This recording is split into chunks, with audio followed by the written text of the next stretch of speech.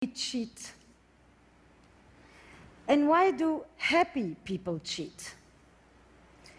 And when we say infidelity, what exactly do we mean? Is it a hookup, a love story, paid sex, a chat room, a massage with happy endings? Why do we think that men cheat out of boredom and fear of intimacy, but women cheat out of loneliness and hunger for intimacy? And is an affair always the end of a relationship? For the past 10 years, I have traveled the globe and worked extensively with hundreds of couples who have been shattered by infidelity. There is one simple act of transgression that can rob a couple from their relationship, their happiness, and their very identity, an affair. And yet, this extremely common act is so poorly understood. So this talk is for anyone who has ever loved. Adultery has existed since marriage was invented, and so too the taboo against it. In fact, infidelity has a tenacity that marriage can only envy. So much so that this is the only commandment that is repeated twice in the Bible. Once for doing it, and once just for thinking about it. So how do we reconcile what is universally forbidden, yet universally practiced? Now, throughout history, men practically had a license to cheat with little consequence, and supported by a host of biological and evolutionary theories that justified their need to roam. So the double standard is as old as adultery itself. But who knows what's really going on under the sheets there, right? Because when it comes to sex, the pressure for men is to boast and to exaggerate. But the pressure for women is to hide, minimize, and deny. Which isn't surprising when you consider that there are still 9 countries where women can be killed for straying. Now, monogamy used to be one person for life. Today, monogamy is one person at a time.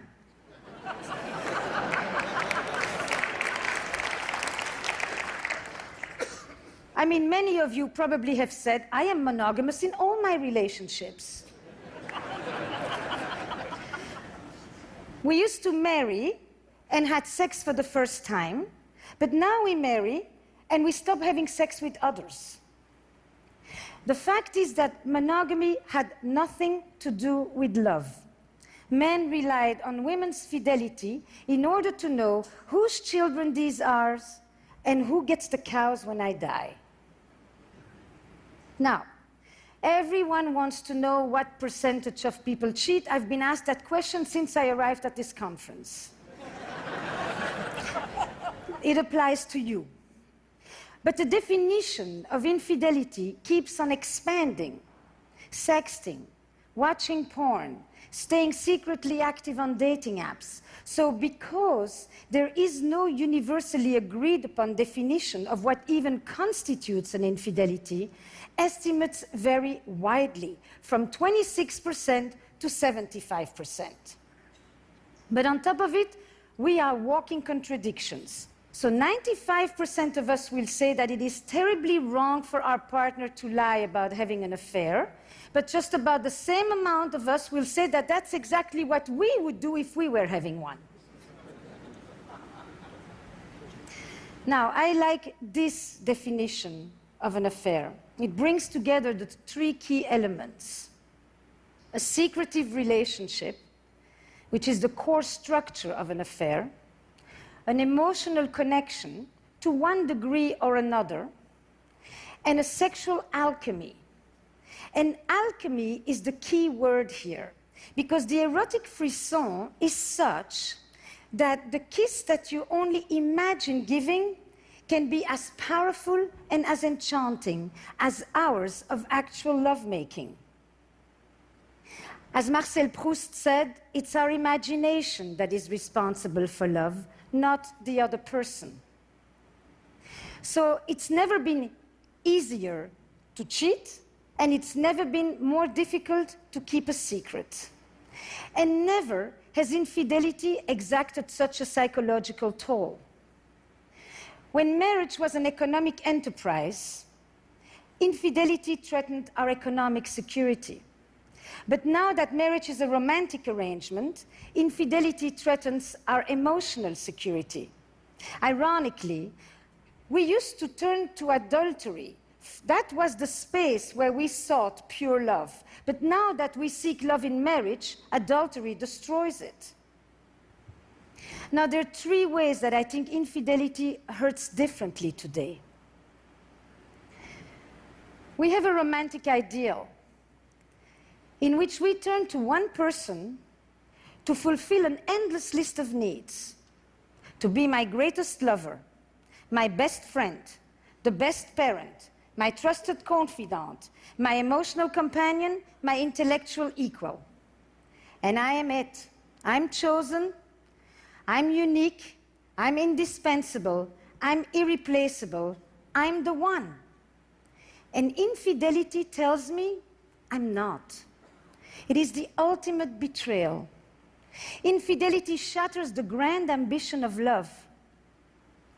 But if throughout history, infidelity has always been painful, today it is often traumatic because it threatens our sense of self. So my patient Fernando, he's plagued. He goes on, I thought I knew my life. I thought I knew who you were, who we were as a couple, who I was. Now I question everything. Infidelity, a violation of trust, a crisis of identity. Can I ever trust you again, he asks. Can I ever trust anyone again? And this is also what my patient Heather is telling me when she's talking to me about her story with Nick, married, 2 kids. Nick just left on a business trip. And Heather is playing on his iPad with the boys when she sees a message appear on the screen. Can't wait to see you. Strange, she thinks, we just saw each other. And then another message. Can't wait to hold you in my arms. And Heather realizes these are not for her. She also tells me that her father had affairs, but her mother, she found one little receipt in the pocket and a little bit of lipstick on the collar. Heather, she goes digging, and she finds hundreds of messages and photos exchanged and desires expressed. The vivid details of Nick's 2-year affair unfold in front of her in real time. And it made me think, affairs in the digital age, a death by 1,000 cuts. But then we have another paradox that we're dealing with these days. Because of this romantic ideal, we are relying on our partner's fidelity with a unique fervor. But we also have never been more inclined to stray. And not because we have new desires today, but because we live in an era where we feel that we are entitled to pursue our desires. Because this is the culture where I deserve to be happy. And if we used to divorce because we were unhappy, today we divorce because we could be happier. And if divorce carried all the shame, today, choosing to stay when you can leave is the new shame. So Heather, she can't talk to her friends because she's afraid that they will judge her for still loving Nick. And everywhere she turns, she gets the same advice. Leave him. Throw the dog on the curb. And if the situation was reversed, Nick would be in the same situation. Staying is the new shame. So if we can divorce, why do we still have affairs? Now, the typical assumption is that if someone cheats, either there's something wrong in your relationship or wrong with you. But millions of people can't all be pathological. The logic goes like this. If you have everything you need at home, then there is no need to go looking elsewhere. assuming that there is such a thing as a perfect marriage that will inoculate us against wanderlust. But what if passion has a finite shelf life? What if there are things that even a good relationship can never provide? If even happy people cheat, what is it about? The vast majority of people that I actually work with are not at all chronic philanderers. They are often people who are deeply monogamous in their beliefs, and at least for their partner. But they find themselves in a conflict between their values and their behavior. They often are people who have actually been faithful for decades, but one day they cross a line that they never thought they would cross, and at the risk of losing everything. But for a glimmer of what? Affairs are an act of betrayal, and they are also an expression of longing and loss. At the heart of an affair, you will often find a longing and a yearning for an emotional connection, for novelty, for freedom, for autonomy, for sexual intensity, a wish to recapture lost parts of ourselves, or an attempt to bring back vitality in the face of loss and tragedy. Now I'm thinking about another patient of mine, Priya, who is blissfully married, loves her husband, and would never want to hurt the man. But she also tells me that she's always done what was expected of her. Good girl, good wife, good mother, taking care of her immigrant parents. Priya, she fell for the arborist who removed the tree from her yard after Hurricane Sandy. And with his truck and his tattoos, he's quite the opposite of her. But at 47, Priya's affair is about the adolescence that she never had. And her story highlights for me that when we seek the gaze of another, it isn't always our partner that we are turning away from, but the person that we have ourselves become. And it isn't so much that we're looking for another person, as much as we are looking for another self. Now, all over the world, there is one word that people who have affairs always tell me. They feel alive. And they often will tell me stories of recent losses, of a parent who died, and a friend that went too soon, and bad news at the doctor. Death and mortality often live in the shadow of an affair because they raise these questions. Is this it? Is there more? Am I going on for another 25 years like this? Will I ever feel that thing again? And it has led me to think that perhaps these questions are the ones that propel people to cross the line, and that some affairs are an attempt to beat back deadness and an antidote to death. And contrary to what you may think, affairs are way less about sex and a lot more about desire. Desire for attention, desire to feel special, desire to feel important. And the very structure of an affair, the fact that you can never have your lover, keeps you wanting. That in itself is a desire machine, because the incompleteness, the ambiguity, keeps you wanting that which you can't have. Now, some of you probably think that affairs don't happen in open relationships, but they do. First of all, the conversation about monogamy is not the same as the conversation about infidelity. But the fact is that it seems that even when we have the freedom to have other sexual partners, we still seem to be lured by the power of the forbidden. That if we do that which we are not supposed to do, then we feel like we're really doing what we want to. And I've also told quite a few of my patients that if they could bring into their relationships 1/10 of the boldness, the imagination, and the verve that they put into their affairs, they probably would never need to see me. So how do we heal from an affair? Desire runs deep, betrayal runs deep, but it can be healed. And some affairs are death knells for relationships that were already dying on the vine. But others will jolt us into new possibilities. The fact is, the majority of couples who have experienced affairs stay together. But some of them will merely survive, and others will actually be able to turn a crisis into an opportunity. They'll be able to turn this into a generative experience. And I'm actually thinking even more so for the deceived partner, who will often say, "You think I didn't want more? But I'm not the one who did it." But now that the affair is exposed, they too get to claim more, and they no longer have to uphold the status quo that may not have been working for them that well either. I've noticed that a lot of couples, in the immediate aftermath of an affair, because of this new disorder that may actually lead to a new order, will have depths of conversations with honesty and openness that they haven't had in decades. And partners who were sexually indifferent find themselves suddenly so lustfully voracious they don't know where it's coming from. Something about the fear of loss will rekindle desire and make way for an entirely new kind of truth. So, when an affair is exposed, what are some of the specific things that couples can do?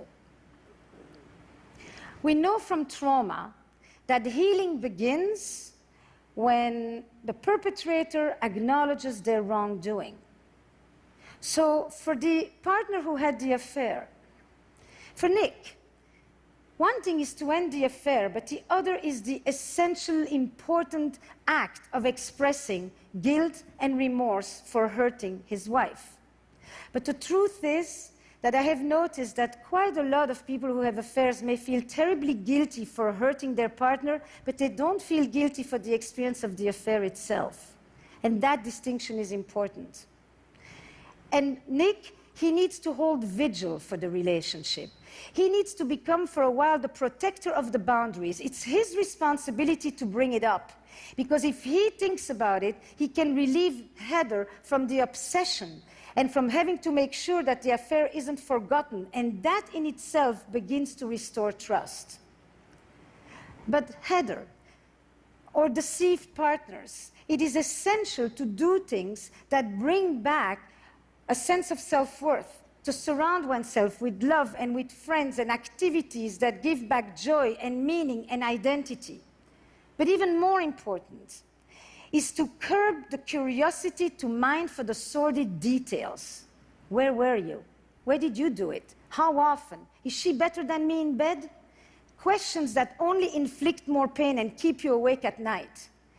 And instead, switch to what I call the investigative questions, the ones that mine the meaning and the motives. What did this affair mean for you? What were you able to express or experience there that you could no longer do with me? What was it like for you when you came home? What is it about us that you value? Are you pleased this is over?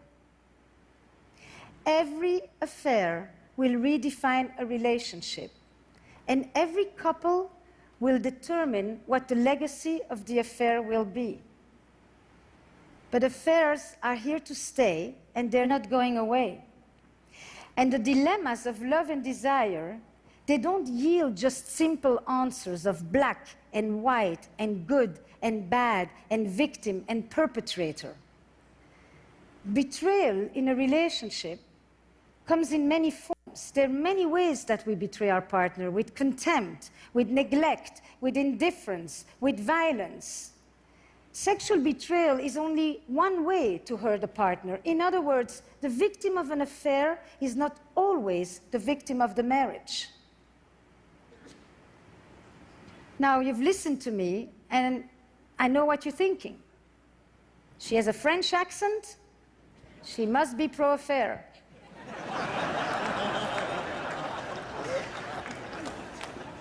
So you're wrong. I am not French.